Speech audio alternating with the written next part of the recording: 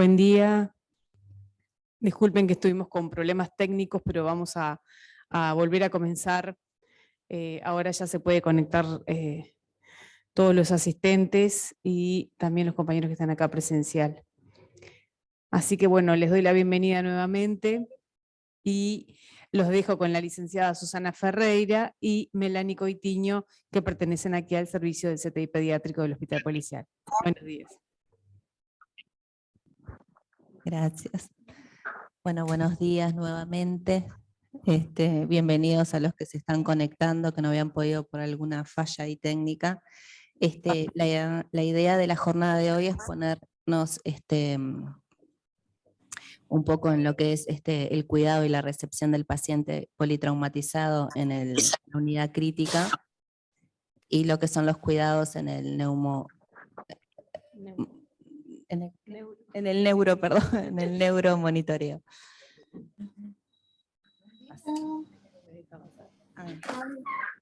No me deja pasar. No, si estoy en una clase. Por Zoom. Estoy...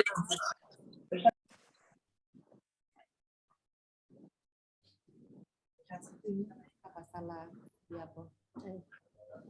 Ahí va.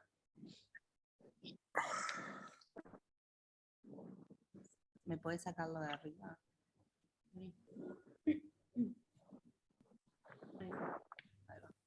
Bueno, ahora sí. Para comenzar, lo que vamos a hacer es ubicarnos un poco en la parte de epidemiología del tema del paciente politraumatizado y contarles que en la actualidad los traumatismos son la principal causa de muerte dentro de las primeras 4 décadas de vida. Como causa global de muerte en todas las edades, el traumatismo solo es superado por las enfermedades cardiovasculares, el cáncer y las enfermedades respiratorias. Directa o indirectamente, los traumatismos tienen además un alto impacto financiero por los gastos que generan este tipo de pacientes en las unidades de atención crítica y en los días de trabajo perdidos, ya sea por si el paciente es adulto o en el caso de nuestros pacientes pediátricos, lo que es la jornada laboral de los padres. La OMS nos cuenta... Bueno, no podemos pasar las diapositivas.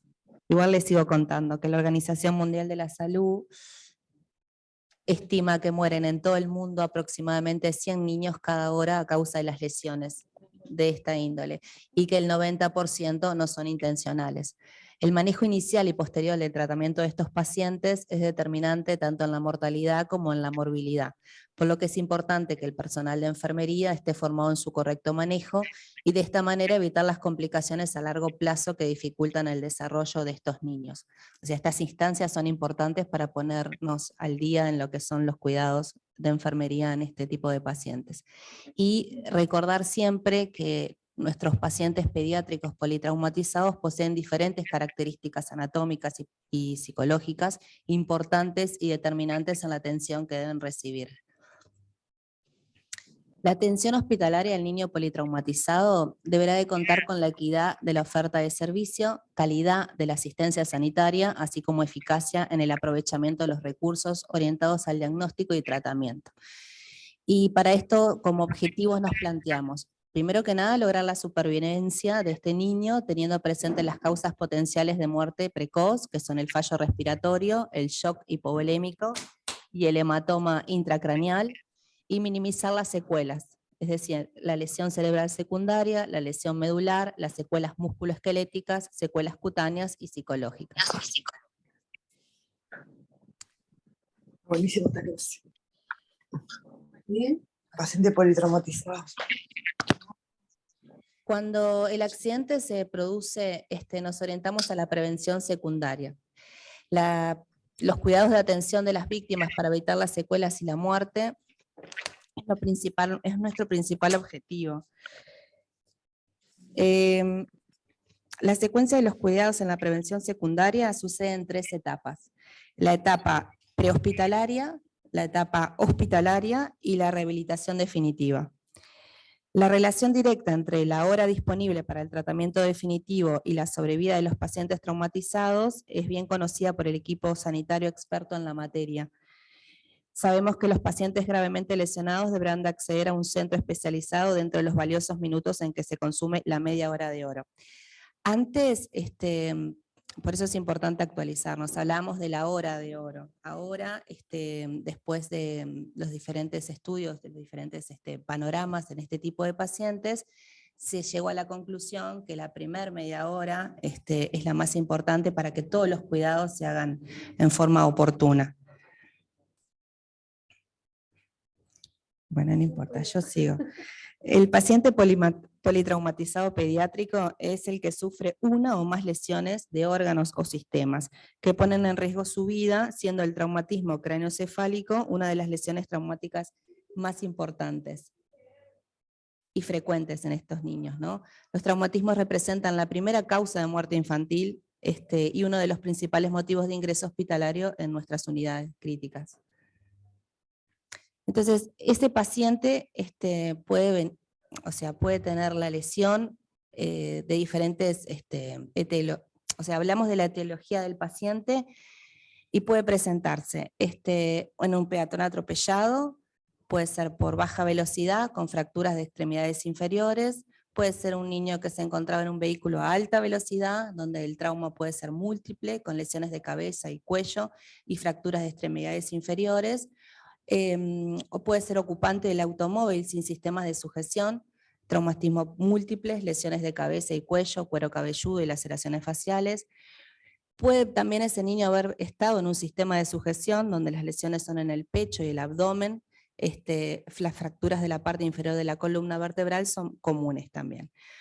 Ese niño puede haber presentado una caída desde su altura, en donde si es baja, las fracturas de extremidades superiores es lo más común, donde la altura es media, las lesiones de cabeza y cuello, y las fracturas de las extremidades superiores e inferiores son cosas que observamos en estos niños, y si la altura es alta, son múltiples los traumatismos por los que pasan, lesiones de cabeza y cuello, fracturas de extremidades superiores e inferiores.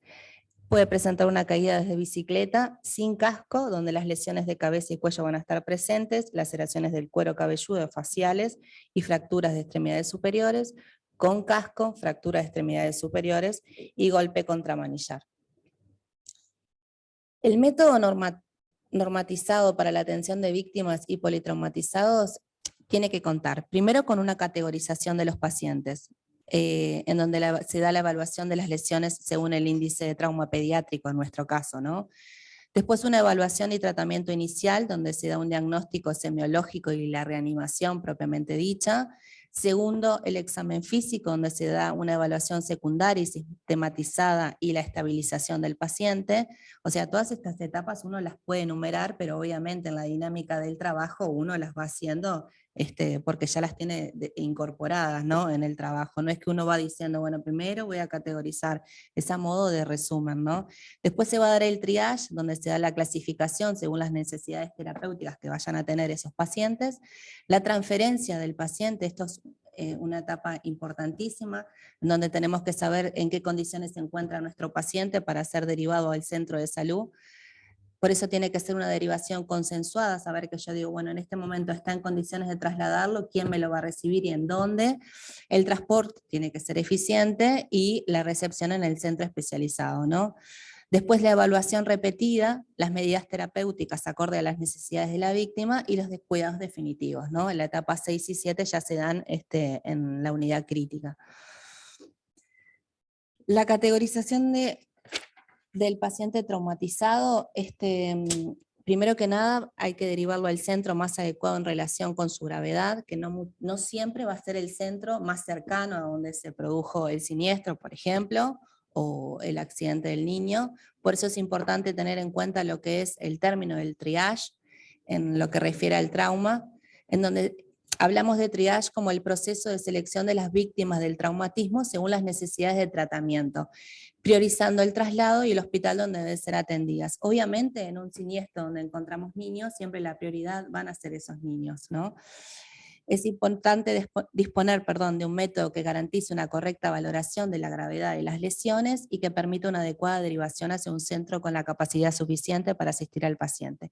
Y es importante la comunicación, que yo acá no lo puse, pero el saber en qué condiciones, con qué prótesis y a dónde va a ir recepcionado ese niño es lo que a veces falla y dificulta un poco lo que es el correcto accionar, tanto del equipo médico como de enfermería. Por eso es que se han desarrollado numerosos sistemas de puntuación para pacientes con traumatismos que ayudan a cuantificar la gravedad del daño, el riesgo de muerte y mortalidad y la posibilidad de las secuelas, ¿no? Es decir, que hubo muchas personas que estuvieron discutiendo las diferentes, ¿cómo es que se llama?, situaciones por las que puede pasar ese paciente politraumatizado y qué es lo más importante a rescatar para tener un cuidado óptimo. El empleo de las herramientas de la categorización tiene varias posibilidades potenciales, que es evaluar al paciente en el lugar del accidente, el lenguaje objetivo con el reanimador y el médico del centro receptor, esto era lo que yo les decía anteriormente, la derivación racional y con criterio al centro especializado adecuado, no todo paciente que participa en un siniestro va a ser derivado a una unidad crítica, la elección adecuada del medio de transporte, el pronóstico vital y las posibles secuelas, o sea, en la fase hospitalaria y de rehabilitación, es decir, esos cuidados que yo le voy a dar a ese paciente en esos primeros 30 minutos, van a ser los que me van a estar condicionando en un 90% de lo que va a ser la rehabilitación de ese paciente.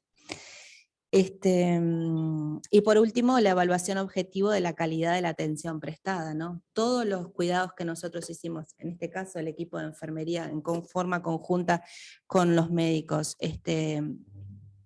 logré el objetivo, o sea, el evitar el menor número de secuelas en ese paciente. Bueno, y ahí, hablando un poco de lo que tiene que ver con la categorización del paciente, es que sale el tema del índice del trauma pediátrico. La efectividad en el manejo del trauma pediátrico viene condicionado por el conocimiento de las peculiaridades del niño, ¿no? Era lo que yo les decía hoy, quizás no salió, pero hoy hablábamos de que el niño no es un adulto en miniatura, porque tiene sus características propias, por eso hay que tratarlo como tal. Las diferencias de apreciación en las variables cardiorrespiratorias, la anatomía de la vía aérea, la respuesta a la pérdida sanguínea y el control térmico son esenciales para la resucitación. Se requiere un sistema de trauma pediátrico que análogamente a lo que ocurre en el adulto, contemple una formación específica del personal prehospitalario, equipos multidisciplinarios de trauma pediátrico, centros especializados y una formación protocolizada con cursos reglados de soporte vital avanzado. Ustedes saben que acá en el hospital se imparten estos cursos de reanimación básica y avanzada para todo el personal, por eso es importante actualizarse, y en otras partes de Sudamérica y del mundo existen equipos especializados solo en el paciente politraumatizado. El índice de trauma pediátrico está basado en, obviamente, los sistemas de adultos modificados, ¿no? Esta extrapolación no recoge las diferencias fisiológicas entre el niño y el adulto y plantea dudas sobre su fiabilidad. Es decir, siempre nos estamos basando en índices que parten del adulto, ¿no? Son muy pocos los especialistas, digamos, que forman los equipos para ponernos score solo aparte del niño. Quizás sí ocurre en neonatología, pero lo que tiene que ver con pediatría, no.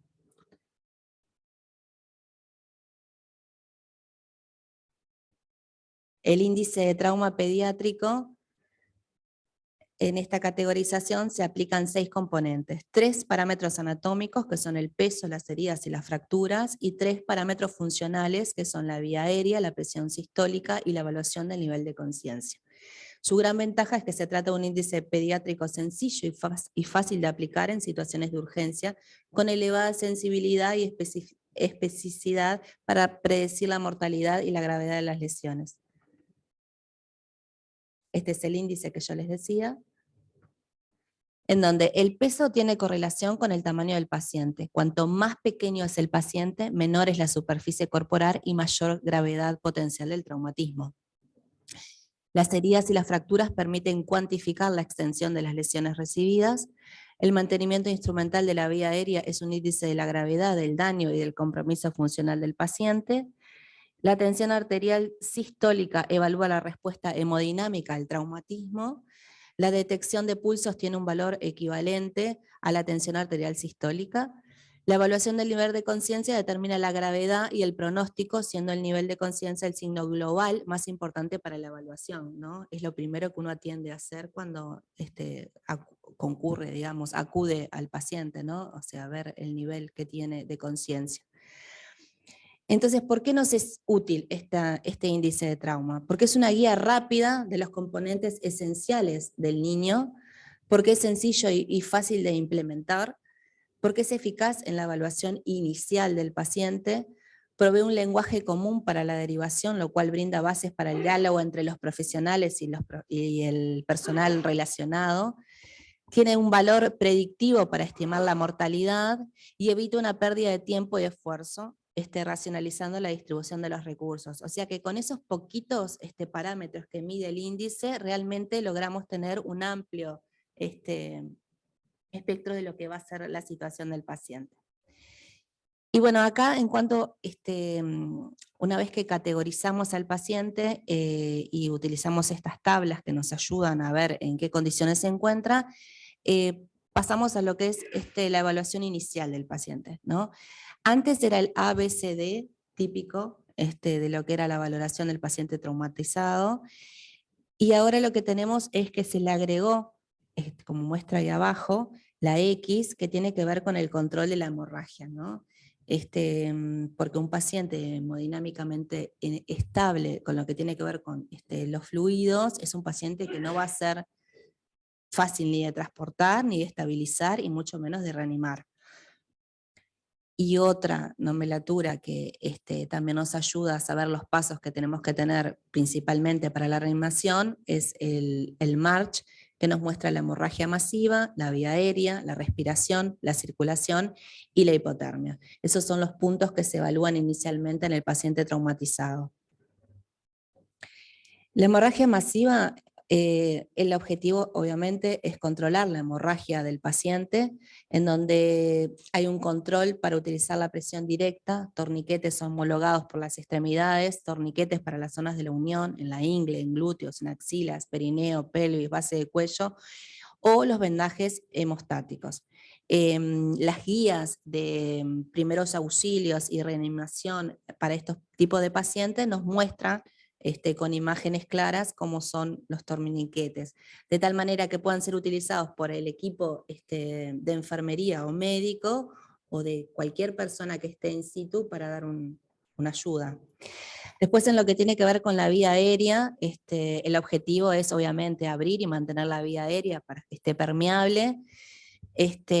Para conseguirlo, lo que muestra son las diferentes maniobras manuales para tracción mandibular o elevación del mentón, los dispositivos básicos como las cánulas nasofaringias o la cánula orofaringia, o dispositivos avanzados como supraglóticos o la intubación oro o nasotraqueal, dependiendo del tipo de traumatismo. Si es facial, no siempre se va a lograr una nasotraqueal.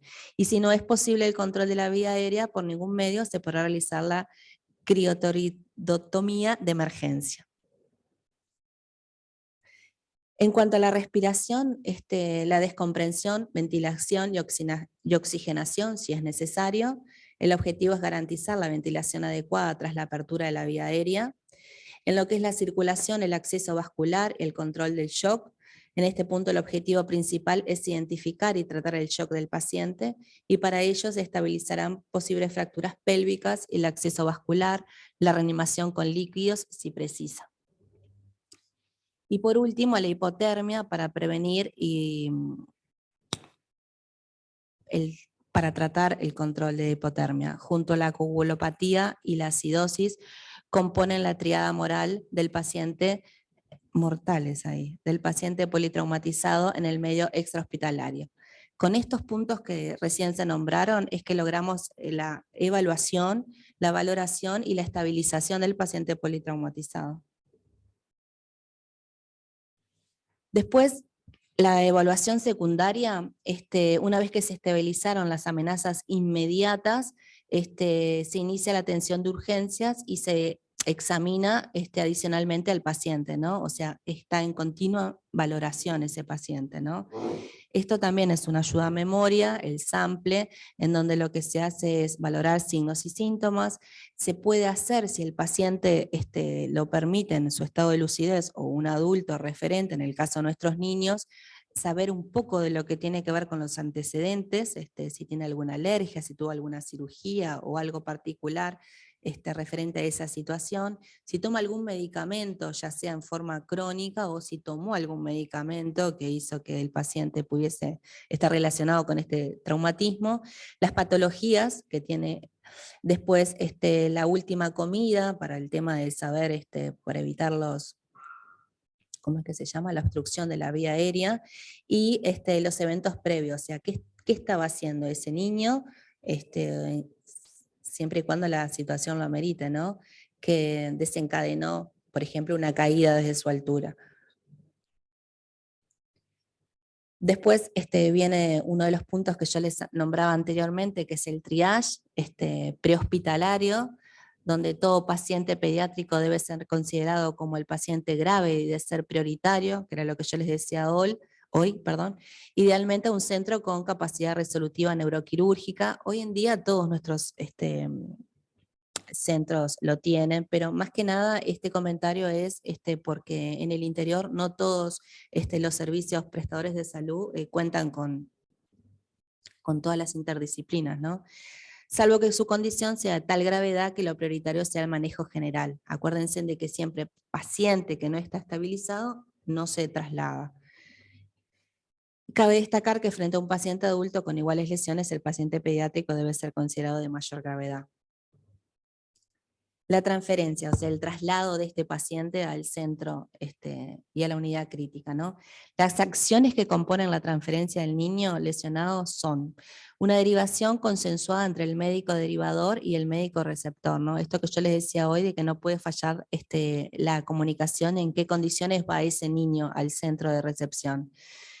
Puede ser de una institución a otra, que la primera asistencia, como nos pasa a nosotros en el servicio, a veces la primera asistencia puede ser dada en el Pereira Rosell, y bueno, y después no hay cama y son derivados acá. Una adecuada comunicación, la logística durante el transporte y la preparación para la recepción del paciente, por eso todas las unidades siempre están equipadas, dependiendo de los traslados también, de las distancias, perdón. Lo que no significa que como norma general que el más próximo es el que va a ser derivado el paciente, ¿no? En caso de existir varios centros, el centro coordinador de urgencias colaborará valorando las lesiones y necesidades del paciente, como puede ser nuestra coordinadora cuando nos deriva a los pacientes, ¿no? La coordinadora de ACE.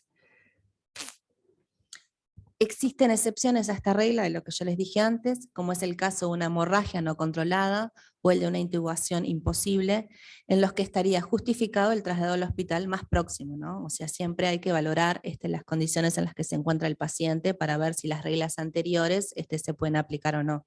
La primera norma antes de iniciar cualquier transporte es intentar la estabilización del paciente desde el punto de vista ventilatorio y hemodinámico, fijando vías y demás medidas de soporte vital avanzado lo mejor posible, ¿no? O sea, trabajar en forma organizada es importante en este tipo de situaciones para evitar mayores complicaciones, ¿no? Se deberá evitar la hipotermia común en este tipo de pacientes, calefaccionando el salón del móvil y utilizando mantas.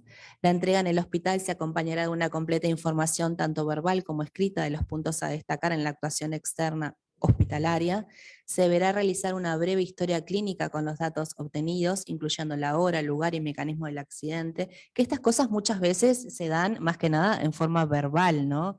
Ese pase de paciente es donde un médico, el que está entregando al paciente, le va en forma rápida y concisa relatando la situación, ¿no? Pero todo eso tiene que estar después detallado con más tranquilidad cuando el paciente ya es recepcionado en la unidad crítica. Sí. Bueno, ¿y qué paciente vamos a recibir en el CTI nuestro? El paciente que está inestable y descompensado, o el paciente que está estable pero con lesiones que comprometen real o potencialmente su vida. La etapa de la atención inicial del paciente traumatizado se caracteriza por el dinamismo, ¿no? O sea, tienen que ser cuidados de enfermería rápidos y concisos. En muchos casos la evaluación y la reanimación inicial permiten clarificar la indicación quirúrgica del enfermo, por eso muchas veces primero pasan por bloc antes de llegar con nosotros, ¿no? En todos los casos la actuación coordinada del recurso humano interviniente en la recepción inicial es determinante para la evolución del paciente. La normatización de la atención inicial hospitalaria del paciente traumatizado funciona como una herramienta de trabajo que permite resolver rápida y efectivamente la mayor parte de las situaciones que se pueden presentar. ¿Qué quiere decir esto? Que todo el equipo de enfermería tiene que tener las mismas pautas de cuidado para este tipo de pacientes. Cuanto más rápido y de manera más completa se actúe con el paciente, menos complicaciones van a ocurrir. Pasamos. Recepción y monitoreo. El paciente debe llegar idealmente a un box individual con una temperatura adecuada para evitar la hipo o hipotermia. O sea, lo que vamos a hacer ahora es puntuar cosas que nosotros en el día a día, los que trabajamos en la unidad, sabemos. La unidad siempre está pronta y a la espera del paciente. En este caso, politraumatizado, pero si no, todo lo que tiene que ver con el monitoreo del paciente siempre está pronto. Bueno, ahí dice que aunque depende del trauma que predomine, se recomienda la posición en Fowler a 30 grados. Si existen tracciones, yesos y poleas, se debe cuidar permanentemente de su posición y su alineación. Debe existir un programa de rotación de posiciones para evitar escaras. Nosotros rotamos a los pacientes siempre y cuando el tipo de trauma lo permita, por lo menos una vez por turno hacemos los cambios posturales. No leo abajo. Todo paciente politraumatizado grave debe ser monitorizado en general con un monitor cardiorrespiratorio, con oximetría de pulso, presión arterial invasiva, no siempre, lo mismo que la presión venosa central, eso ya son temas que después la compañera va a hablar con mayor detenimiento. La medición horaria de diuresis, el débito de los drenajes pleurales u otro, la sonda orogástrica y el débito, la medición de la presión intraabdominal en el caso de que el traumatismo lo requiera. Y según las condiciones del paciente, este monitoreo se va a ir incrementando en aquel paciente que tuvo un TEC grave, un trauma torácico grave, con medición de capnografía, la ventilación mecánica, la presión control y volumen control, con curvas y lobs, con capacidad de monitoreo de frecuencia, o sea, todo lo que nos muestra el ventilador, ¿no? Todos los datos, los parámetros que ponen los médicos y que enfermería debe saber interpretar. El trauma abdominal grave, la medición de presión intraabdominal, como decíamos hoy, la ventilación mecánica con sus curvas, y el paciente con instabilidad hemodinámica o respiratoria. Prevención y tratamiento de hipotermia son los cuidados de enfermería van a estar orientados a evitar la hipotermia en este tipo de pacientes con las medidas ambientales, con el ambiente térmico neutral, el uso de sueros calentados en el caso de ser necesarios, la calefacción durante la ventilación, considerar el uso de infusiones de cavidades peritoneal, pleural, gástrica, vesical en el caso del paciente extremadamente grave, ¿no? En cuanto a la nutrición, los pacientes politraumatizados deben recibir precozmente la nutrición, de preferencia por vía enteral, para menor morbilidad asociada, ¿no? Sí.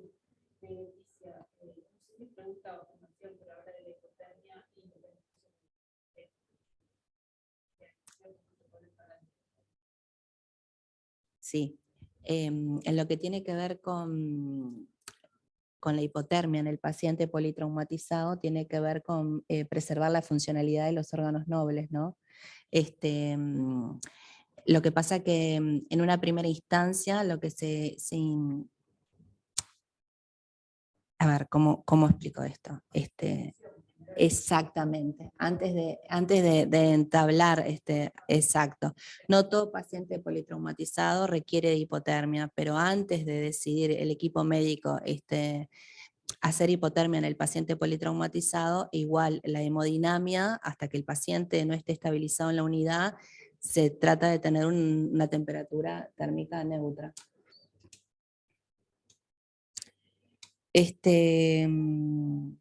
No sé si quedó saldada la duda, pero está. Bien, pero en realidad es esa la idea, no todo paciente traumatizado requiere hipotermia, y en el caso de hacerlo no es lo que se hace como cuidado de enfermería en una primera instancia, ¿no? Esto me refiero a que hay cosas que nosotros tenemos ya estabilizadas que no requieren de una indicación, porque el cuidado de enfermería integral es algo que en base a los conocimientos que nosotros tenemos podemos insertarlo sin una indicación. La hipotermia no es uno de ellos. En caso de no poder acceder al tubo digestivo, en caso de que este no esté funcional, bueno, obviamente, ¿no? Se utilizaría la vía parenteral.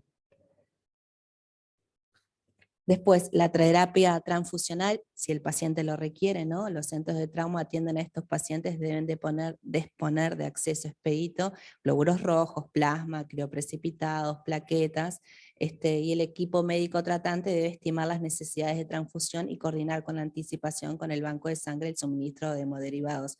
Con el banco de sangre me refiero en realidad, con hemoterapia, y si no, a veces se pide colaboración a los centros de referencia, ¿no? La fisioterapia. La fisioterapia es importante y son cosas que se instalan rápidamente, ¿no? No solo la respiratoria para los pacientes ventilados, sino también para este tipo de pacientes en lo que tiene que ver con la posición de los miembros, ¿no? Debe considerarse la aplicación de medidas de prevención de secuelas asociadas a lesiones específicas, sobre todo las musculoesqueléticas, las maxilofaciales, por ejemplo, en las fracturas de mandíbula, ¿no? Los pacientes a veces cuando están con pseudoanalgesia o curarizados, evitar las posturas viciosas, se empieza a trabajar rápidamente con el equipo de fisioterapia. La profilaxis antibiótica, se debe realizar profilaxis antibiótica, obviamente con la indicación médica, en todos los casos indicados con el esquema adecuado de tipo de lesión, entre otras las indicaciones que incluyen a los pacientes sometidos a pleurotomía o cirugías torácicas en general, o los traumas abdominales penetrantes y las cirugías abdominales. La valoración de enfermería. La valoración de enfermería en lo que tiene que ver con la vía aérea, con protección cervical, con la respiración espontánea conservada, va a valorar si hay una respiración ineficiente, si el paciente está intubado se va a auscultar, se va a valorar la expansión torácica, se va a valorar la frecuencia respiratoria, la mecánica respiratoria, con la saturación con oxímetro de pulso, si este paciente presenta alguna cianosis y si tiene esfuerzo respiratorio. En lo que refiere a la circulación, la frecuencia cardíaca, el electrocardiograma, gracias. Los pulsos centrales, los periféricos, el relleno capilar, la temperatura de la piel. ¿No importa? ¿No pasa?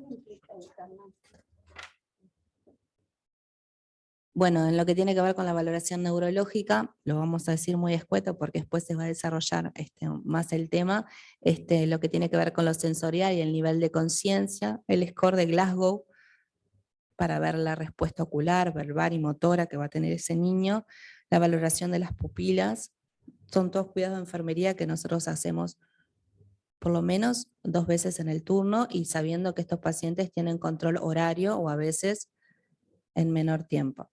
Lo que tiene que ver con la exploración, se da cuando se ingresa a la unidad, que tiene que ver con una exploración más minuciosa, en diferencia a lo que se dio en el in situ, ¿no? Se tiene que dar una movilización en bloque, dependiendo del tipo de traumatismo que tenga el niño, para poder cubrir cada zona valorada, es que tiene que ser en forma conjunta, ¿no? O sea, nosotros recepcionamos al médico recepcionamos al niño con el médico y la valoración es en forma conjunta, ¿no? Bueno, no me quieres pasar, no importa. Ahí va. Bueno, Las intervenciones de enfermería, los pacientes en periodo agudo y crítico son dependientes y requieren observación continua, que era lo que yo les decía, y son vulnerables a cualquier procedimiento.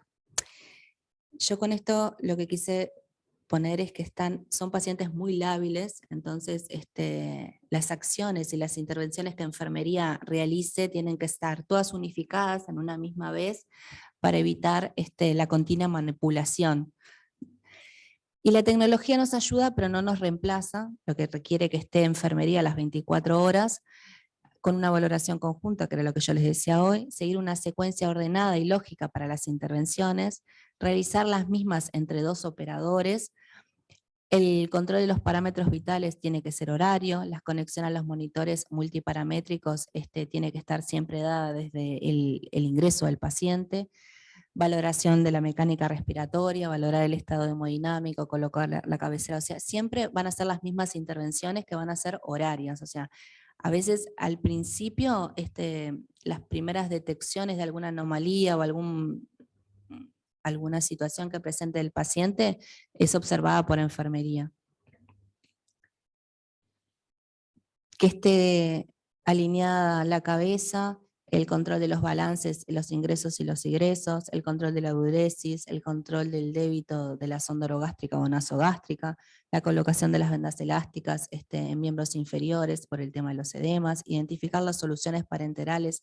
Es importante que toda la medicación del paciente esté debidamente identificada, rotular los accesos venosos para especificar cuál es el venoso, cuál es el arterial. La higiene corporal diaria no debe de faltar, no requiere un baño en cama abundante ni la movilización del paciente, pero sí requiere higiene diaria. La higiene bucal, una vez por turno, en especial en esos pacientes que están ventilados con abundante cialorrea. La protección de los sitios de apoyo, pueden ser aceites siliconados, apósitos hidrocoloides, puede ser un colchón de aire.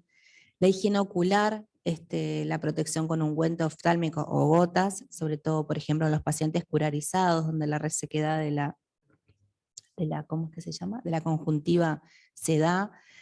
Rotación del sensor de saturometría, eso es muy importante, porque a pesar de que decimos de que son pacientes que no requieren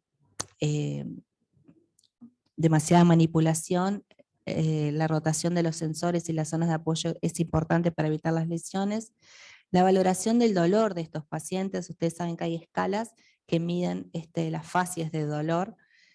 Valoración de las pupilas, que ya lo dijimos, tener presente el orden de las intervenciones, deben ser evaluadas por la enfermera de acuerdo a la evolución del paciente, evitar los estímulos sonoros, ajustando los límites de las alarmas de los monitores, de los aparatos del ventilador, de las bombas de infusión. Esto es difícil a veces, porque a medida que uno va poniendo las medicaciones y conectando los diferentes dispositivos, los ruidos sonoros, no descendemos las alarmas para estar todos alerta, ¿no? Colocar en un lugar visible qué número de set tiene el paciente, con una de igual calibre y una menor, en el caso de requerir. Y bueno, y previo a las intervenciones, administrar la medicación, ¿no? Bueno, y es un poco más lo que ya les estaba diciendo, el de agrupar las intervenciones y seguir las recomendaciones. Bueno, esto es importante, seguir las recomendaciones del Servicio del Control de Infecciones, registrar todas las intervenciones que hace enfermería, y evolucionar continuamente, y que el pase de guardia sea a los pies del paciente, ¿no? Para que uno, si omite decir algo, cuando observa al paciente pueda pasarlo, ¿no?, al otro compañero que toma la guardia. Y después que se hicieron todas las intervenciones de enfermería, acondicionar la unidad, ¿no? Pasado el momento inmediato al ingreso, presentarse en forma adecuada a las circunstancias, explicar y ubicar a la familia en el entorno del CTI, ¿no? Porque esa familia viene en un momento muy especial, en un entorno que desconoce, ya la palabra CTI asusta. Entonces, después que nosotros hicimos la recepción de ese paciente, nos tenemos que tomar el tiempo de recepcionar a la familia, ¿no? Principalmente esos padres que están angustiados y un poco en desconocimiento de cómo funciona el servicio, ¿no? Esto contribuye a una relación de confianza. Ustedes saben que nuestro CTI es un CTI de puertas abiertas, donde se enfatiza en los cuidados humanizados, que un poco ha quedado ahí medio en stand-by con esto de la pandemia, ¿no? O sea, el poder cuidarnos de algunas cosas hizo que se perdieran otras. Ahora se está retomando esto, los padres permanecen en la unidad con sus niños, establecer una relación empática, tratar de ponernos en el lugar de ese padre que no sabe qué hacer con su niño en esta situación, incorporarlo al cuidado del niño en la medida de lo posible, ¿no? O sea, lo que tiene que ver con la higiene, en lo que tiene que ver con el cuidado, o en la parte de cuando se trabaja con la fisioterapeuta, todos los cuidados que el padre pueda, el padre o el adulto responsable pueda hacer en forma conjunta con la enfermería, siempre se trata de instalar precozmente, ¿no? Y la comunicación genera un entendimiento entre la familia y el personal de enfermería que es muy importante, ¿no? Si ese padre se siente partícipe del cuidado de su hijo, los miedos van a irse disipando, ¿no? Bueno, y humanizar los cuidados del niño en CTI por parte de enfermería también, para ser ejemplo, ¿no? Y bueno, y como conclusión, saber que el manejo de los niños politraumatizados en el CTI está básicamente orientado a la vigilancia de las variables vitales, así como la prevención y el tratamiento de las complicaciones que se pueden presentar en el transcurso de las siguientes horas o días del accidente. La actuación principal ante un politraumatizado es un factor predeterminante en la supervivencia y disminución de las secuelas del paciente, siendo la actuación de enfermería imprescindible y fundamental dentro de los equipos de las unidades de los cuidados críticos. Aunque dentro de los CTI el planteamiento de actuación está siempre dentro del trabajo en equipo, la coordinación de sus distintos miembros, no debemos olvidar que el proceso de atención de enfermería es el esquema fundamental para nuestra actuación, ¿no? ¿Esto qué quiere decir? Que el tener un plan de trabajo hace que nuestro trabajo, valga la redundancia, sea eficaz, eficiente y óptimo para el paciente, ¿no? O sea, no trabajar en forma desorganizada. Lo que yo les decía hoy, cuando todo el mundo conoce los protocolos, cuando todo el mundo conoce la dinámica de trabajo, el principal beneficiario siempre es el paciente, ¿no? Y de su desarrollo junto con el trabajo en equipo dependen la calidad de nuestras actuaciones profesionales, así como el bienestar, el restablecimiento de la salud y la mejora de la calidad de vida de nuestros niños, ¿no? O sea, todas las instancias que tengan que ver con capacitación y ayornarnos con lo que es el manejo de este tipo de pacientes, siempre va a mejorar la calidad de vida y minimizar las secuelas en este tipo de pacientes. Bueno, muchas gracias. No sé si tienen alguna pregunta.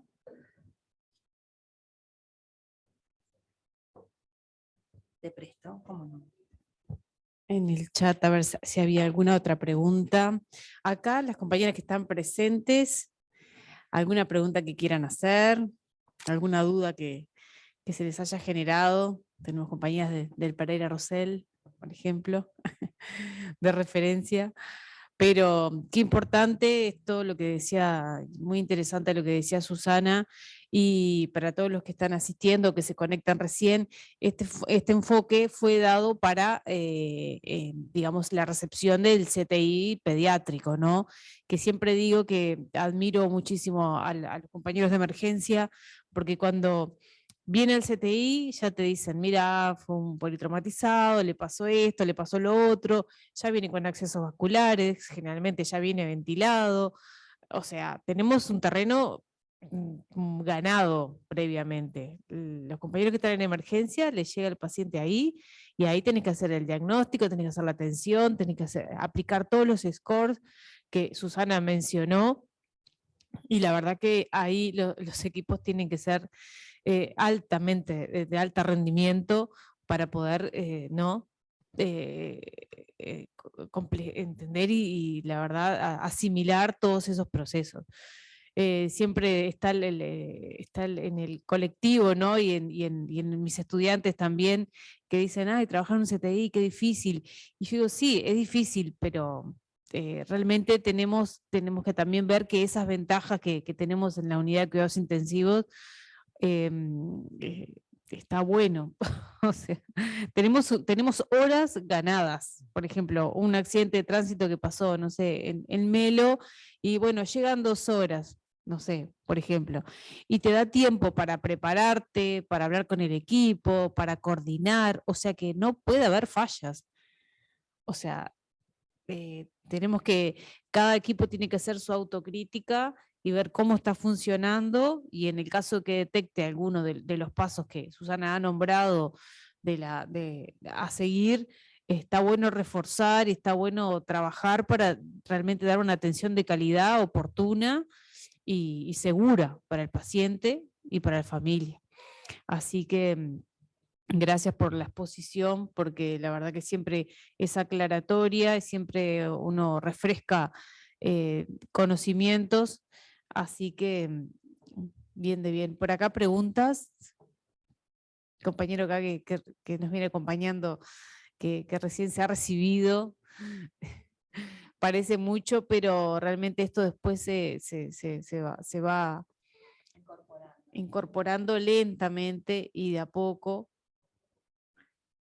A ver si hay alguna pregunta más en el chat, aparte de Leticia que estaba comentando lo de la hipotermia, que Susana ya lo evacuó. Yo he visto pocos casos en pediatría de trabajo en hipotermia, lo vi en el Pereira Rosell principalmente, y tuvimos buenos resultados, pero no, bien como decía Susana, no se aplica en todos los pacientes, sino que en casos específicos es un tratamiento médico, y bueno, también tenemos que conocerlo, porque muchas veces se habla más de hipotermia en recién nacidos, pero en pediatría no es algo que sea lo común. Así que, bueno, así que si no hay preguntas, por acá tenemos unos materiales para ver, pero los vemos al final. Melanie, ¿cómo lo habían? ¿Sí? Bueno, entonces vamos a seguir con Melanie, que nos va a hablar un poco bueno, qué hacer con este paciente según el diagnóstico, ¿no? Si tenemos una hemorragia intracraneana, si tenemos una fractura de cráneo específica, bueno, ¿qué tiene que tener este paciente cuando llega, por ejemplo, a una unidad de cuidados intensivos? Tiene que tener una tomografía hecha, tiene que tener una resonancia, tiene que tener qué paraclínica o qué estudios de imágenes tiene que tener cuando llega al CTI. Y en casos por ejemplo, cuando tenemos una tomografía que muestra que hay o una hemorragia intraventricular o diferentes otras situaciones, se tiene que aplicar lo que es el neuromonitoreo y diferentes, en el caso de lo neurológico, pero también existen otros tipos de monitorizaciones que hacen al conjunto de lo que es el tratamiento, ¿no? Así que bueno, Melanie, te dejo. Bueno, muchas gracias. Nosotras ahora íbamos a hablar un poco del neuromonitoreo, más que nada porque vieron que Susana hoy cuando comentaba la parte epidemiológica, hablaba de que los traumatismos encefalocraneales son de las lesiones más importantes y más frecuentes que se dan en los niños. Y eso se da porque, como bien decía Susana, vieron que el niño no es un adulto pequeño, sino que tiene sus propias características. Por ejemplo, en cuanto a la cabeza del niño, que es en tamaño en mayor proporción a su cuerpo, y lo que sucede es que el tamaño, el peso y la falta de control y de coordinación que tiene ese niño lo hacen más vulnerable a este tipo de lesiones. Entonces, nosotros con el neuromonitoreo, nuestro objetivo va a ser obtener una medición directa y continua de la presión intracraneana que nos va a permitir adecuar los tratamientos a fin de mantener la homeostasis encefálica de este niño. Entonces, los monitoreos que vamos a tener con este niño va a ser la presión intracraneana, que ahora la voy a desarrollar un poco más a profundidad, la PAM, que es la medición continua y precisa de la presión arterial mediante la canalización de una arteria. Bueno, lo que la vamos a utilizar para controlar la presión de perfusión cerebral nos va a servir para eso también. Por lo general, esta medición se va a elegir la radial como uso de preferencia. El manejo va a ser estéril, porque bueno, es una medición invasiva. Van a ver que ahora cuando le mostremos los materiales, el instrumento va a ser algo que se llama el transducer, que se va a colocar en el punto flebostático, que es en el punto 0, que es a la altura de la aurícula derecha, en el cuarto espacio de la intercostal de la línea media axilar. Ahora después voy a mostrar, capaz que cuando mostremos ahí el material, explicamos bien dónde va a ser el posicionado.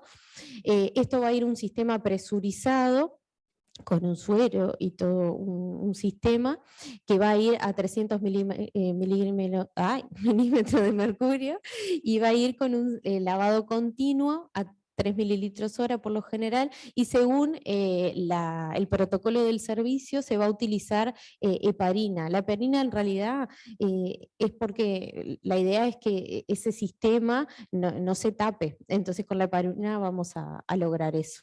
Después, bueno, también está la presión venosa central y, bueno, la saturación de oxígeno en el bulbo yugular, que en realidad, vieron que ahora cuando cuando Susana estaba exponiendo, hablábamos más de los periféricos, del pulso, del oxígeno de pulso.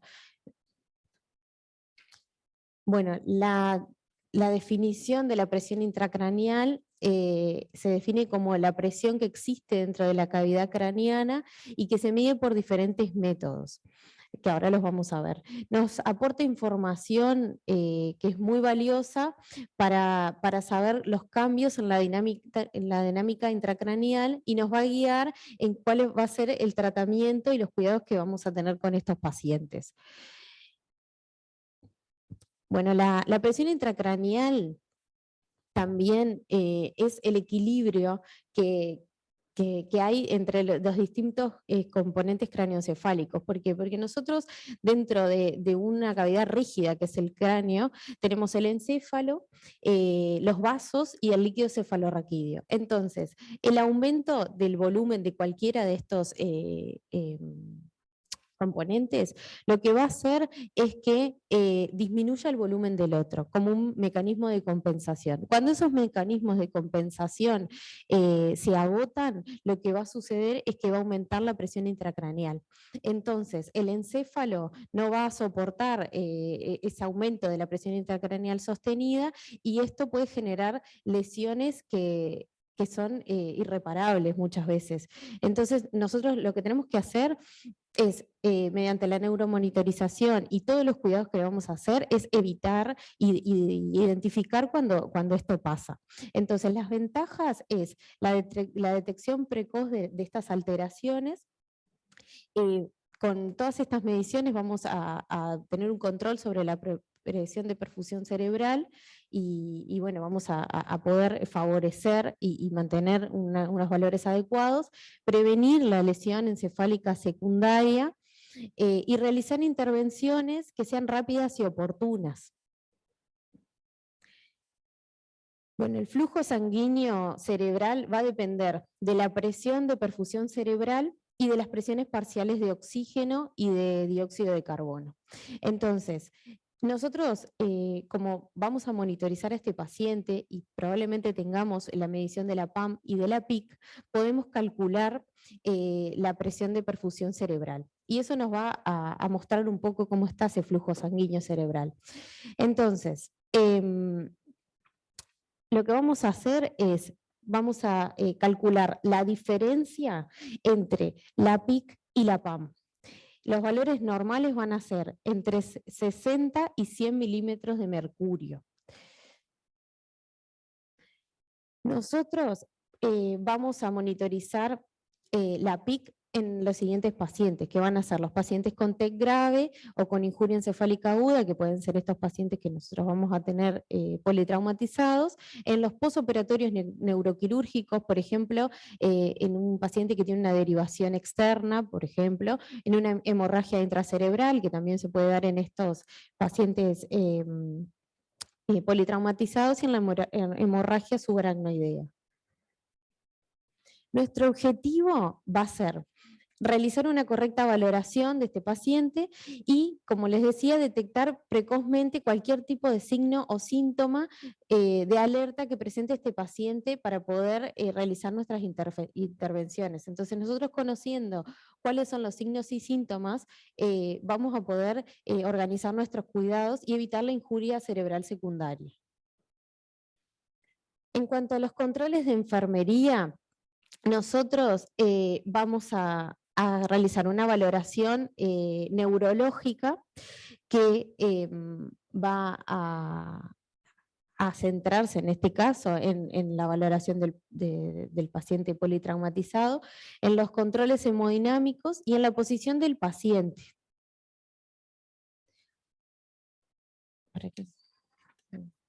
La unidad la vamos a armar con el monitor multiparamétrico, el ventilador, porque probablemente ese paciente va a necesitar de asistencia ventilatoria mecánica, la cama con el colchón neumático para evitar las lesiones por presión y porque ese paciente en realidad va a estar probablemente sedado y va a estar inmovilizado, las bombas de infusión por la administración de medicaciones, el material para colocar la PAM, y bueno, en este caso la PIC también, el material de punción, material blanco, jeringas y material estéril, por lo que yo les mencionaba anteriormente, porque todas estas técnicas van a necesitar de que nosotros tengamos un manejo estéril para evitar infecciones. Bueno, en cuanto a la valoración, nosotros vamos a evaluar el estado de conciencia mediante el ABDN, que nosotros lo que vamos a evaluar es si el paciente está alerta, si responde al estímulo verbal, si responde al estímulo doloroso o directamente no responde. Mediante el índice de traumatismo pediátrico vamos a saber si, vieron que en la presentación anterior, en ese cuadro que nosotros vamos a evaluar, vamos a ver si el paciente está lúcido, está omnibulado, si está en coma, y también tenemos la escala de Glasgow, que ahora la vamos a ver mejor. Después vamos a también evaluar la función motora, para evaluar si hay alguna lesión en músculos, en huesos, la función pupilar, que en realidad nosotros vamos a valorar el tamaño, la simetría y la respuesta a la luz. Por ejemplo, si de repente nosotros tenemos un paciente con una midriasis, que quiere decir que las pupilas están totalmente dilatadas, podemos ahí detectar, por ejemplo, el signo de herniación, que era lo que yo les comentaba, que nuestro sistema craneoencefálico está dado por estos componentes que yo les comentaba, que es la materia, el líquido cefalorraquídeo y toda la parte vascular. Cuando esto en realidad hay una hemorragia, por ejemplo, y los volúmenes se expanden, el encéfalo lo que va a hacer es salir por donde tiene lugar. Entonces, ¿dónde tiene lugar? En el agujero occipital. Entonces, esto lo que va a generar es que genere una presión dentro del tronco encefálico y que, por ejemplo, se lesionen ciertas funciones vitales que son importantes. Entonces, ahí estamos en un signo bastante importante, que es de alarma.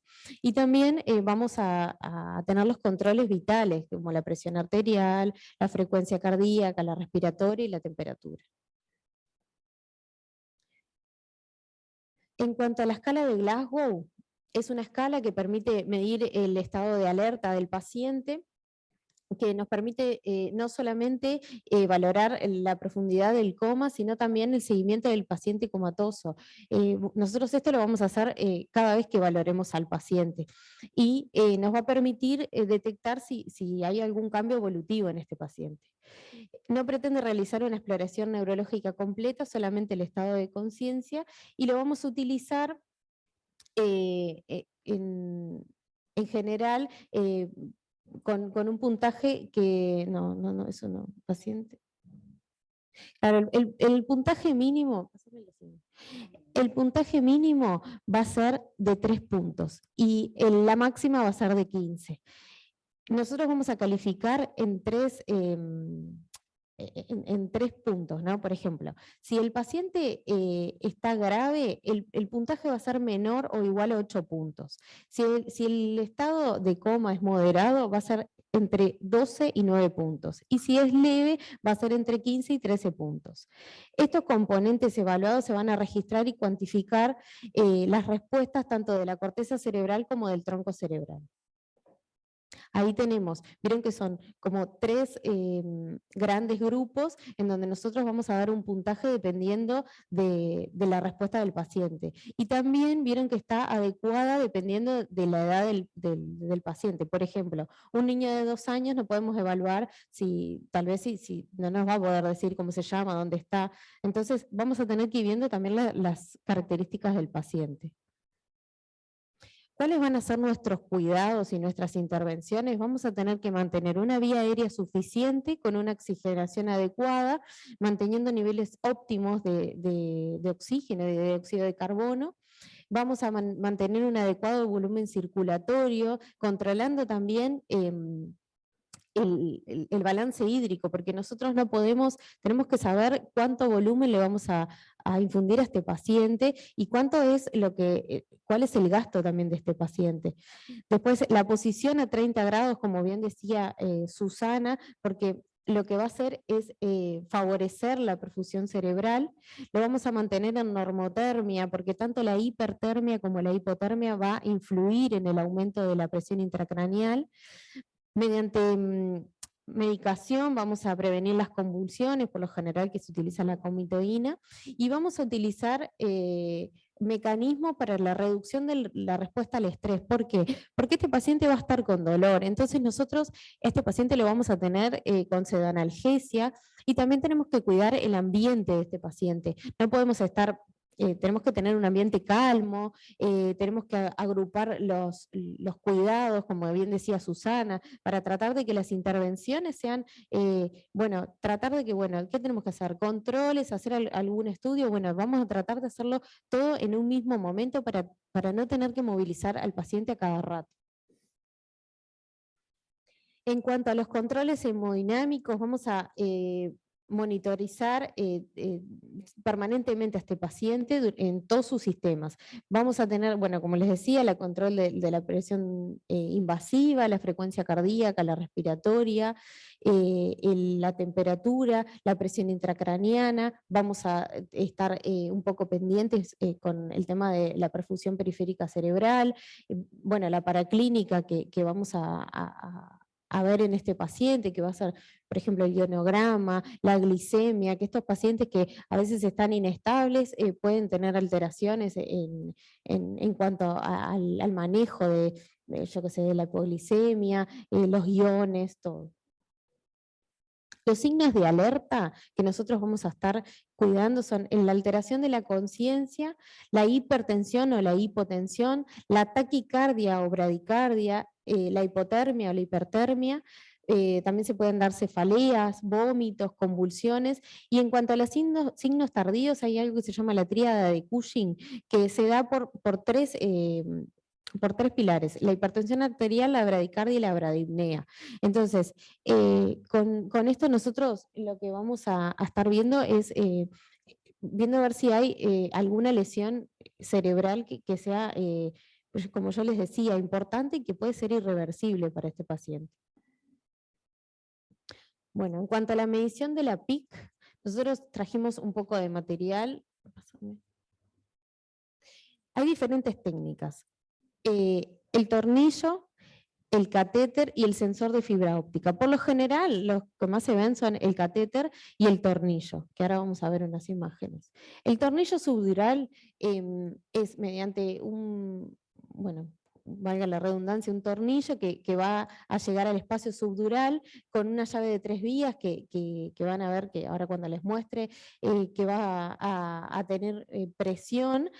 El transducer directo, que es como que el sistema central del monitoreo, la jeringa para infusión, la manipulación, como yo les decía, va a ser con guantes y técnica estéril, con una duración de más o menos 12 días, y el retiro va a ser mediante o sea, ¿cuándo lo vamos a retirar? Cuando la presión intracraneal y la curva sean normales y la tomografía, que era lo que les decía Carla hoy, que nosotros vamos a tener una tomografía que va a dar una lesión y que la tomografía que ahora vemos haya mejorado. El catéter subdural es muy parecido al tornillo, la diferencia es que es mediante un catéter. Esto, por lo general, esto obviamente lo pone el neurocirujano, es mediante un catéter o una sonda en realidad, es como una sonda, es más blandito que el tornillo. Por lo general se pone en la zona temporal basal o frontal basal, más o menos la duración es de 5 días y bueno, y lo mismo que les mencionaba con el anterior, el sistema es más o menos el mismo. Ahí está el armado del sistema, que vieron que tiene la llave de 3 vías, la jeringa con suero fisiológico, el transducer que es, no sé si se llega a ver, que es como un, ahí va, allá, es como un cuadradito, mira ahí tenés la flecha. Igual creo que en el Zoom no lo llegan a ver al láser. ¿Se ve? Es como un cuadradito, es ese cuadradito azul. Ahí después también tenemos el alargue para el cerado del sistema y bueno, y después la conexión al monitor. Ahí va. El transducer, perdón, es el dispositivo, esto que yo les decía, que recibe la señal de presión y está antes del catéter o del tornillo y convierte esta presión en la energía eléctrica, que es lo que nos va a dar el monitor. Van a ver que es como una curva, que ahora lo vamos a ver, es una curva que nos muestra la presión intracraneal y se mide en milímetros de mercurio. Bueno, la preparación del sistema, bueno, como les decía, que el manejo tiene que ser aséptico, obviamente nos tenemos que lavar las manos, colocarnos tapabocas sobre túnica, guantes estériles, vamos a utilizar campos estériles para el armado del circuito, la conexión al transducer. El presurizado va a mantener una presión constante dentro del sistema cerrado y van a ver que es todo hermético. Ahí está otra vez, ahí se ve mejor. Que está la conexión, vieron que están las 2 vías, está la jeringa, el transducer, la otra llave que es la que lleva la conexión al monitor y el alargue, que es lo que nos va a permitir después cerrar el sistema. Bueno, el procedimiento para empezar a utilizar esta medición va a ser cerrar la llave proximal hacia el paciente por seguridad, porque no vamos a infundir nada hacia el paciente. Vamos a abrir la llave que va hacia el transducer y cerramos la llave distal que va hacia la atmósfera, o sea, hacia afuera. Se presiona el émbolo de la jeringa y ahí se ceba el sistema. Si el valor desciende rápidamente, significa que hay alguna pérdida o alguna fuga en el sistema. Entonces, nosotros lo que vamos a hacer es verificar el ajuste de las llaves de 3 vías, que no haya ninguna pérdida, verificar el funcionamiento del transducer. Bueno, si vemos que el problema está en el transducer, lo vamos a cambiar y vamos a volver a cebar y presurizar el sistema. El cerrado del sistema, que era lo que yo les decía, consiste en llevar a coincidir en valor 0 la presión del monitor fijado en el paciente a la altura del trago. Ahí otra vez el sistema. Lo que vamos a hacer es programar los rangos de presiones máximas y mínimas. Bueno, lo que les decía hoy, que las llaves hacia el paciente tienen que estar cerradas en un principio. Vamos a abrir la segunda llave hacia el transducer, presionar, esto es lo mismo, el émbolo de la jeringa con el suero fisiológico. El lavado se hace del circuito hacia la atmósfera, vieron que por eso tiene como un alargue. Y después colocamos el alargue a la altura del trago para que quede en el nivel 0. Para calibrar, ahora capaz que va a ser mejor después cuando lo mostremos, vamos a presionar el monitor, la tecla del menú, vamos a ajustar ir a los ajustes del sistema, el módulo, van a ver que hay como dos niveles, que es el P1 y el P2. Vamos a calibrar los canales, vamos a cerrar el sistema y ahí se va a obtener el registro de la curva y los valores de la PIC.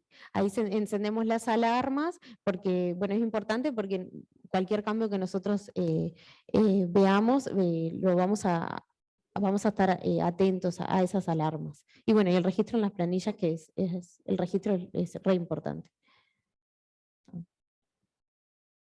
Ahí están cerrando.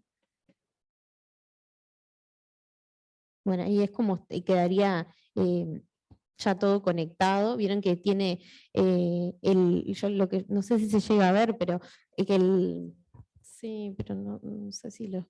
Vieron que acá está el cero, digamos, el alargue está en el cero a la altura del trago. Acá está el paciente, todo el sistema y el cero está acá.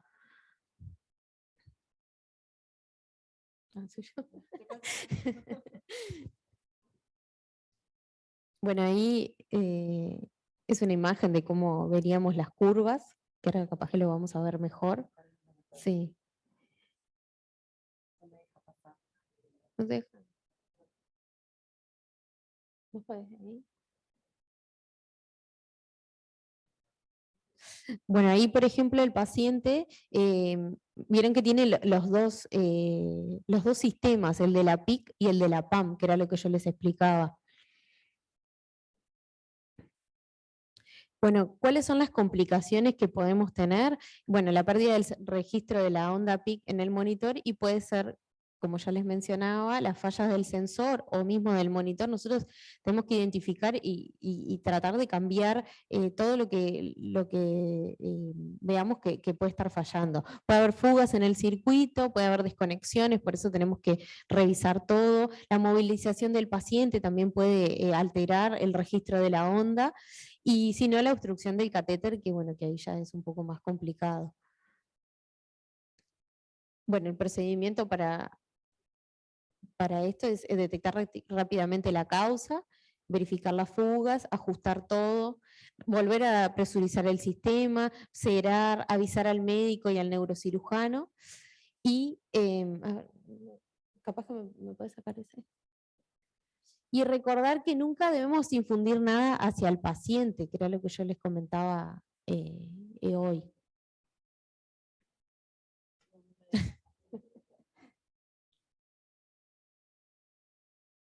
Bueno, si quieren, no sé, Carla, si vos querés que mostremos ahora los materiales o querías hacer, ¿sí? No, íbamos ahora a mostrar.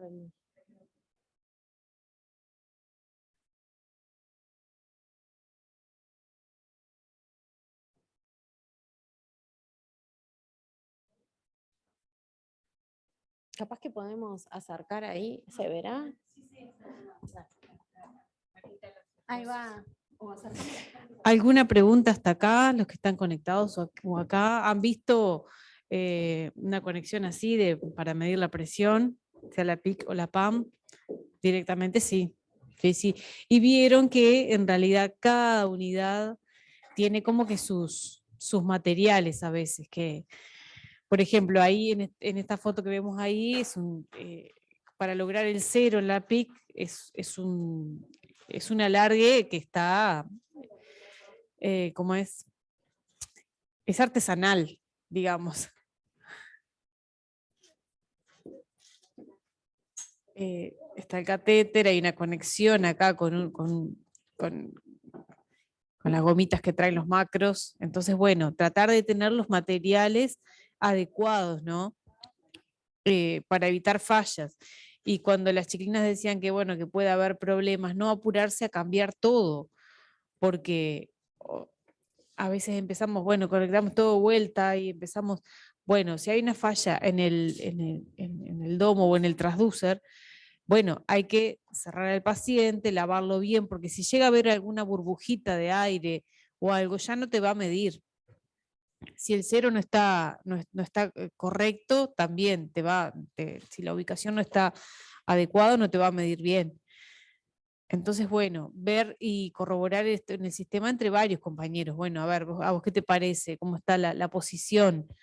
Porque o sea, la tecnología nos brinda elementos. Por ejemplo, un sistema de láser donde podemos marcar la altura, podemos marcar bien los grados donde tiene que estar ubicado, pero generalmente lo hacemos a ojo, como quien dice, y eso a veces, bueno, somos humanos y podemos fallar, ¿no?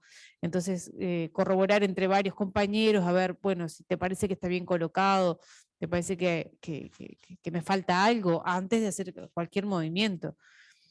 Porque, y bueno, como decía Melanie, importante nunca lavar directo al paciente.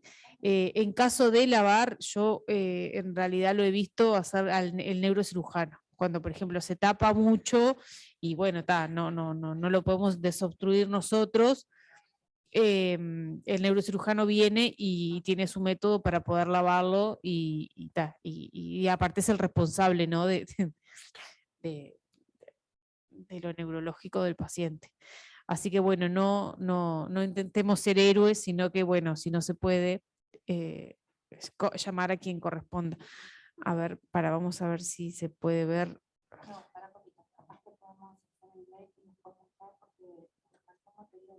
No hay break porque no hay... A las 10 minutos llegan. Pero vayan a buscar los materiales, o sea... vamos a ir a buscar algunos materiales a la unidad que faltaban, los que están en el Zoom pueden esperar un poquito. A ver, acá preguntan, ¿el lavado con la heparina queda programado o lo hace enfermería? En realidad, ¿cómo el lavado? No entendí. O sea, el suero que preparás, lo preparás ya para 24 horas con una dosis de heparina. Generalmente es 1 unidad por mililitro. ¿Tá? Eso se cambia cada 24 horas. ¿Ah? Y, por ejemplo, hay unidades, nosotros tenemos un paquete que le llamamos que cuando hay vías centrales, cuando hay accesos invasivos, preparamos una dosis de heparina puntual y la dejamos al lado del paciente.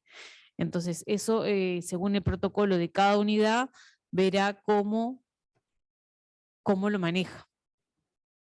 Y también en la dosis, si bien hay estándares, hay unidades que deciden, bueno, o ponerle más heparina o menos heparina, eso depende del protocolo de servicio. A ver, ¿quién más dice algo? Lo vi en adultos, en niños la primera vez. Bueno, mismo mecanismo. En realidad los sistemas son similares, el tornillo, que es el más rígido, como se veía en una de las imágenes, y el catéter, que es más flexible. A ver, Carolina dice, es la primera vez que veo esas conexiones. Bueno, si trabajas después en cuidados intensivos, seguramente lo vayas a ver. Por acá, alguno de ustedes que tenga alguna duda. Sí.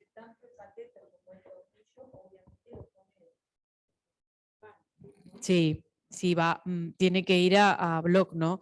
Generalmente después de la tomografía. No. No que yo haya visto, o sea, un servicio muy especializado que tenga Block, pero no.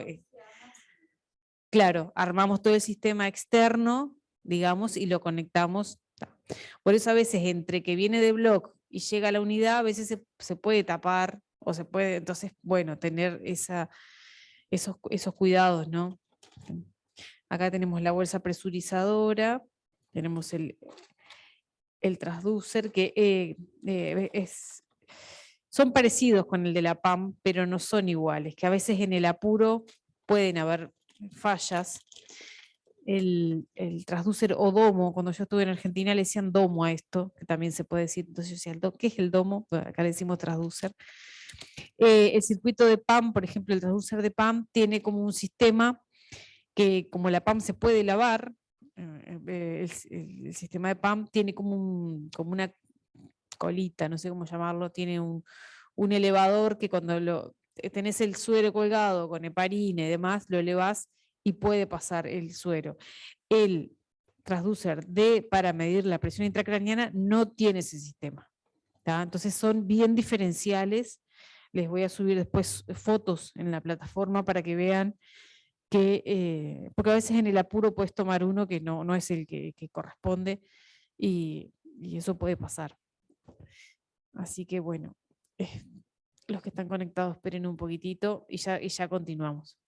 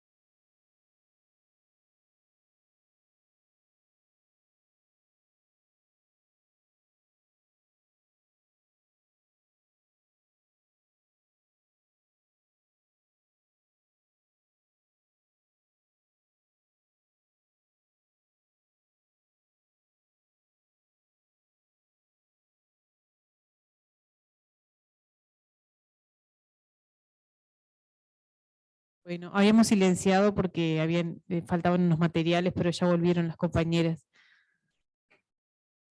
Ahora,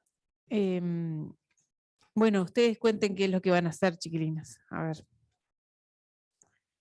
O les van mostrando los materiales. Van a armar un circuito de PAM, para medir la presión arterial media. Este es el circuito que ya viene de fábrica. Mostrarlo a la cámara, Melanie, que yo lo que les decía que es diferente al de PIC. Mostrarlo un poquito más cerca de la cámara. No, desconectalo ahí. A ver, ahí, si lo ven que tiene, como les decía, este dispositivo que se va a poder, si lo presionas, pasa el suero por ahí y se puede lavar. Acá tiene la conexión. La conexión que va al monitor, esto ya viene así de fábrica. ¿Tá? Ahí va. Lo primero que hacemos es, bueno, buscar un lugar que esté limpio, que esté, vamos a utilizar técnica estéril para hacer toda la preparación, nos vamos a vestir, sobre túnica estéril, campo estéril, todo perfecto, el suero lavado por afuera, con alcohol, todo impecable, entre dos operadores, ¿no? Sí, sí, ¿no? Oh, no. Ah, sí. Ahí, pero primero ponemos la bolsa.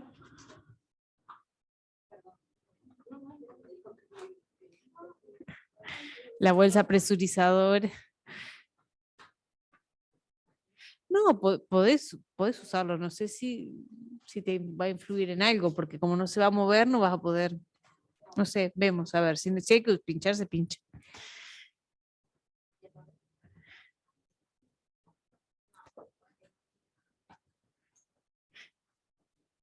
Entra bien justita, lo que pasa es que cuando nosotros ponemos el sistema, le sacamos un poquito de suero. Entonces, a ver si entra. Estos son los laboratorios que hacen los sueros distintos ahora. Vienen de... Ahí va, a ver, mostrarle a la cámara. Eso va colocado ahí. ¿Tá? Capaz que ponerlo por abajo. Para que, no, hay que poner un suero de 500. No lo fuerces igual. Bueno, la bolsa presurizadora. Mostrarle, Melanie, cómo es abajo, cómo tiene el dispositivo ese, viste la medición acá de la bolsa, que cuando lo insuflemos, la presión va a ir aumentando.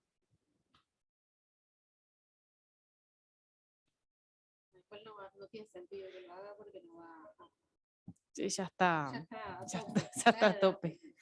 Pero para que baje ahí la medición, ahí estaría bueno. Que lo...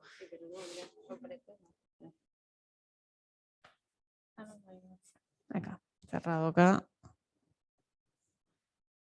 Ahí te pasa. A ver, inflar. ¿Viste? Esto tiene que bajar. Viste que acá tiene los milímetros de mercurio. Gíralo. Y esto va a ir bajando hasta la medición correcta. Ahí. Sí. ¿Vieron? Ahí. Sí, a ver. Va bajando. Ahí están 150. Mira, gíralo acá que se ve 150. ¿Está? Bueno, colgalo si querés allá de vuelta. Bueno, por eso tienen que haber dos operadores, porque uno se va a encargar de agarrar la bolsa, que por lo general no va a estar estéril.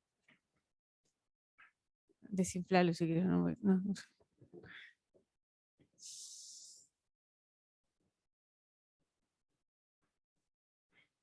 y el otro operador va a colocar el suero, va a conectar la conexión y va a cebar todo lo que es el transducer en la PAM.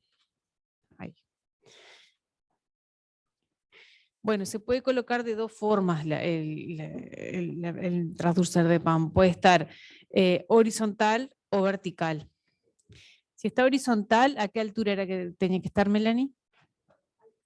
A nivel de la aurícula derecha, en el cuarto espacio intercostal, en la línea media axilar. Ahí va. Entonces, se puede colocar en el soporte del suero, ¿tá? Generalmente pacientes pediátricos. En neonatales los colocamos al lado del paciente. Generalmente se conecta con un catéter umbilical o también en el brazo. Eso también depende del protocolo del servicio donde lo vayan a colocar. Lo importante es que esté a la altura correcta. ¿Tá? Después viene el suero por ahí, por el transducer, y viene con una tubuladura, que esta es la que nosotros le cambiamos, porque ¿qué pasa? Esa tubuladura es bastante gruesa, digamos, o sea, no. Nosotros usamos una tubuladura de alta presión más fina, que tiene en total 3 mililitros, por ejemplo. Esta debe tener como 10, no sé exactamente este. Entonces, bueno, eso te hace la diferencia, porque si yo esto lo estoy conectando a un catéter arterial, no, o sea, tengo que lavar un montón, o si viene sangre, todo eso se va a llenar de sangre. Entonces, colocamos un catéter más finito, más corto, o si no, directamente muchos a veces con el alargue que tiene la vía, ya lo conectan, ya es suficiente, entonces se conecta ahí.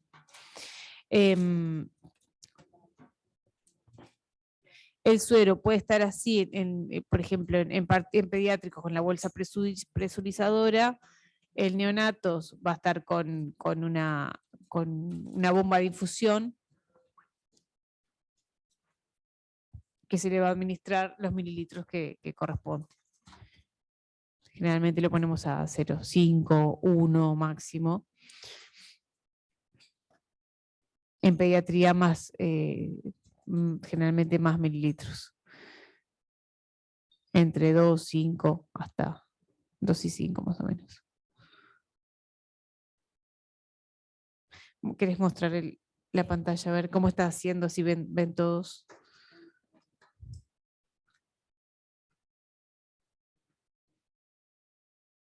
Cuando conectas el cable, generalmente ya te detecta.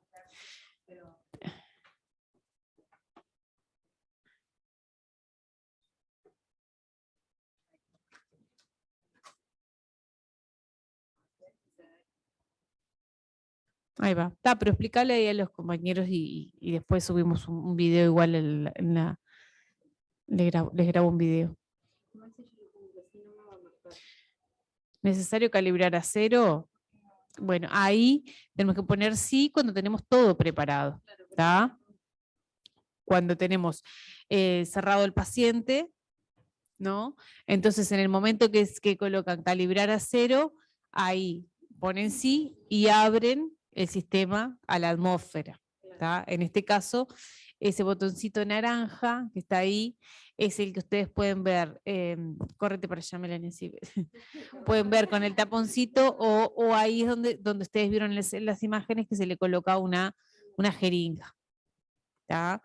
Esto es práctica y es ver mucho, ¿no? Así capaz que no les va a quedar mucho, les vamos a subir una imagen o un video, pero esto es universal en todos los monitores. Vos conectás, te dice calibrar 0, si no, y tener eso preparado. Es muy intuitivo, digamos, o sea, no se asusten porque depende capaz que ven un monitor y dicen, yo nunca vi este monitor, pero conecten todo y van a ver que si ven ahí señalale ahí lo rojo, Susana, que es donde les va a aparecer, ahí les va a detectar directamente que hay algo que no está marcando. Entonces, al momento que pongan calibrar a 0 y bueno, y fluya el suero a la vía. La curva va a ser como la del sensor, digamos, la del sensor de saturómetro que marca bien las ondas. Bueno, esta va a estar perfecta. Si marca una curva ahí media rara, puede ser que haya que lavar, que haya que sostruir, bueno, y demás. Eso en la PAM, ¿no? En la PIC debería también, cuando lo conectamos, medir bien, pero lo que pasa es que, como decíamos, a veces se tapa, a veces se obstruye, hay que hacer un mínimo movimiento con la jeringa, pero mínimo, hablamos de 1 mililitro a veces como para que se mueva y fluya, ¿no? El sistema de PAM enfermería tiene más autonomismo. No, lo que decía que en lo que tiene que ver a una mala curva del sistema de PAM por una obstrucción, enfermería tiene más cancha libre en el sentido de ver qué es lo que nos está dando una mala curva. Pero en lo que tiene que ver con el sistema de PIC, generalmente si está obstruido, nosotros no manipulamos el sistema y se da aviso al neurocirujano.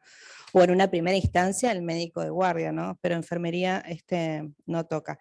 Diferente es cuando está con los sistemas de drenaje, que ahí sí tenemos más manipulación del sistema cuando está drenando ya sea al reservorio de 24 horas o al que se mide por turno.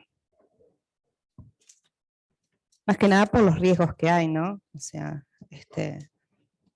por eso también tiene un sistema de seguridad donde no tiene la colita que tiene el de PAM para que él sea unidireccional lo que se infunde y el suero no vaya a la cavidad cefálica del paciente. Nada, me parece importante. Sí, lo habíamos dicho cuando ustedes se fueron a buscar. No, porque realmente a veces en el apuro, lo que yo les decía, son celestes claritos y celestes, entonces lo agarrás y son muy parecidos. La diferencia es que no tiene el piquito ese para lavar y el otro no. Porque igual funciona, si yo le pongo el de PAM, va a funcionar. Entonces, pero corro más riesgo, hablando de seguridad del paciente, que alguien diga, bueno, está este dispositivo, voy a lavar un poquito. Ya que está tapado, lo lavo. Y en realidad, está. A la inversa se nos puede complicar porque si ponemos el de PIC en la PAM, no, tenemos que sí o sí lavar, entonces se nos va a complicar ahí. Así que bueno, eso pasa con los dispositivos que son universales y a veces, bueno, sirven para todo. Y como la enfermería es un arte, nosotros usamos muchas cosas para distintos fines, algo para distintos fines. Así que, bueno, siempre chequen, no hagan lo que ven, sino, bueno, este es el correcto, porque a veces pasa cuando recién empezás a trabajar en enfermería, es como que no adquiriste todos los conocimientos todavía o la práctica. Entonces, muchas veces pasa que te puedes confundir o bueno, está. Entonces, siempre chequear si el material es el correcto el que estoy utilizando. Así que bueno, si no hay preguntas en el Zoom, vamos a cerrar y bueno, porque ya las chiquilinas ya terminaron, ya vamos a subirles un video más práctico de la conexión de PAM y PIC para que lo tengan más claro, y lo importante era que los que estaban acá presenciales, ¿no? Pudieran tocar los materiales, verlos, sí, poder ver el monitor también, tocarlo, ver cómo sería la conexión. Siempre, bueno, el monitor, menú, y ahí te despliega. Así que, y los monitores nuevos que tenemos ahora son súper intuitivos, como decíamos, que te va guiando solo. Los más antiguos son un poco más rebuscados, pero siempre apóyense de compañeros que ya trabajen en el área. Así que bueno, si no hay preguntas, girale capaz que hay las conexiones laterales. Ahí ven que hay muchas conexiones, ¿tá? Van a usar ese. Ahí va, ahí. Y el otro conector, el de la PIC.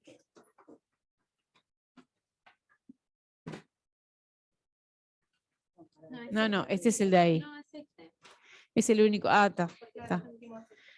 Porque vieron que la conexión va, es como, es redonda. Ahí va. Y conectan los dos de igual forma.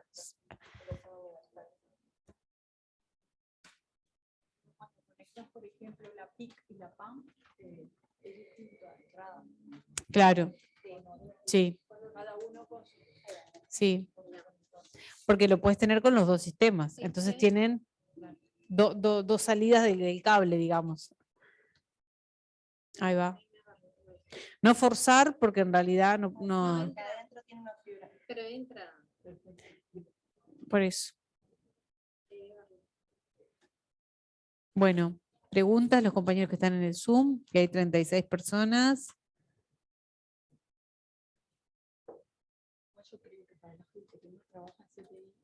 Es medio chino básico. Bueno, pero a veces, o sea, viendo y escuchando, decís, bueno, yo escuché algo así, bueno, sé que necesito un transducer, sé que necesito una bolsa presurizadora. Después, ¿cómo armo el sistema? Ya les digo, es aprender con los compañeros y leer el protocolo. A ver, paso 1, paso 2. Obviamente que cuando llega un paciente no puede esperar a que yo aprenda ahí, en ese momento.